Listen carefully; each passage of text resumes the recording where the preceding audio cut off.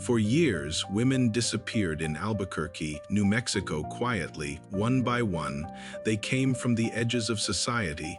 Many were struggling, many were overlooked, and for a long time, no one realized they were all connected. In 2009, a single discovery in the desert would expose one of the largest unsolved serial murder cases in American history. This is the case of the West Mesa Bone Collector. You're watching True Crimes AI. This video contains AI-generated reenactments and narration created for documentary and educational purposes only. All information is based on publicly available sources. On February 2, 2009, a woman was walking her dog in the West Mesa Desert, on the western edge of Albuquerque. It was a quiet area, flat, open land overlooking the city, a place people rarely stopped. As she walked, she noticed something unusual sticking out of the sand. It was a human bone. Police were called to the scene. At first, investigators believed it might be an isolated burial. They were wrong. Over the next several days, law enforcement uncovered shallow graves spread across a narrow strip of desert. By the end of the excavation, the remains of 11 women and one unborn fetus had been recovered. What investigators were standing in was not a single crime scene. It was a dumping ground. The victims were later identified as women who had gone missing between 2001 and 2005. They shared several similarities. Most were between their late teens and early 30s. Many were sex workers or struggling with substance addiction. Several were indigenous or Hispanic women. One victim was pregnant at the time of her death. These were women living high-risk lives, and because of that, many of their disappearances received little attention when they first occurred. Investigators would later say this lack of urgency may have allowed the killer to operate for years without detection. To families, these women were daughters, sisters, and mothers. But to the killer, they were targets he believed would not be quickly missed. Autopsies revealed a grim pattern.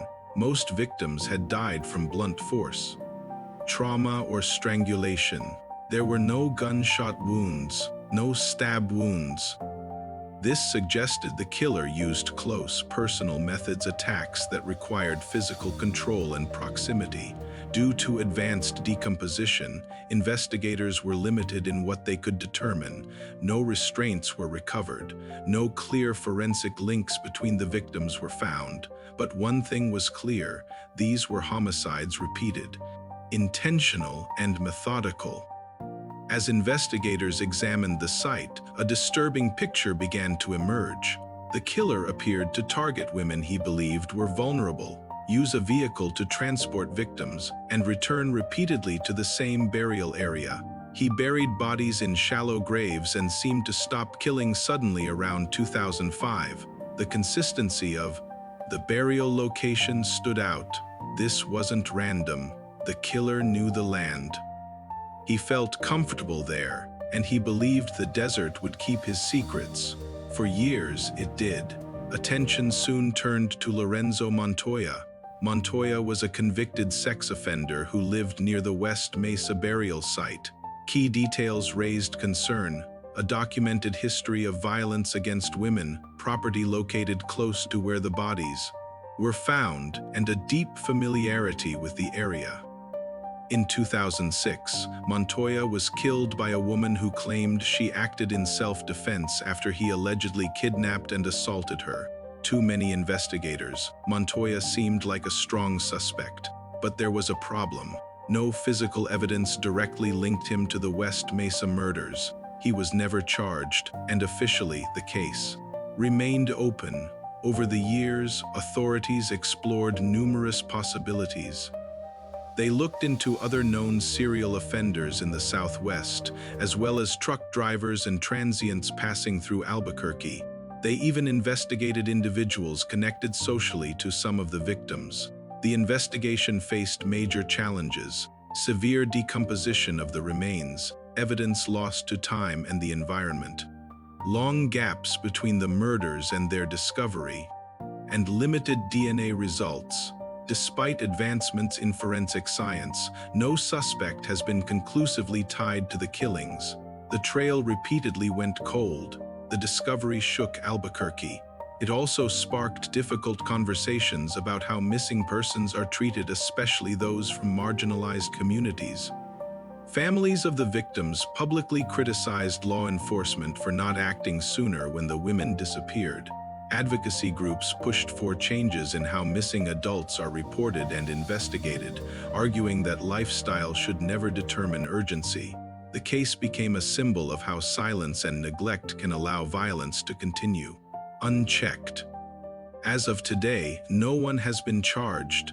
The case remains open. Investigators believe the killer may still be alive. Authorities periodically review the case and have stated that emerging DNA technology could one day identify the person responsible, but for now, the answers remain buried. Who was the West Mesa Bone Collector? Was Lorenzo Montoya responsible or simply the most convenient suspect? Why did the killings stop? And how many victims may still be undiscovered?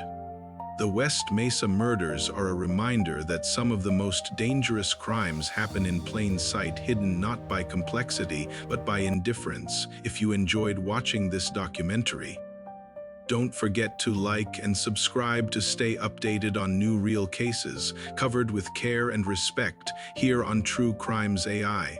This content was created using AI-assisted narration and reenactments for educational and documentary purposes only.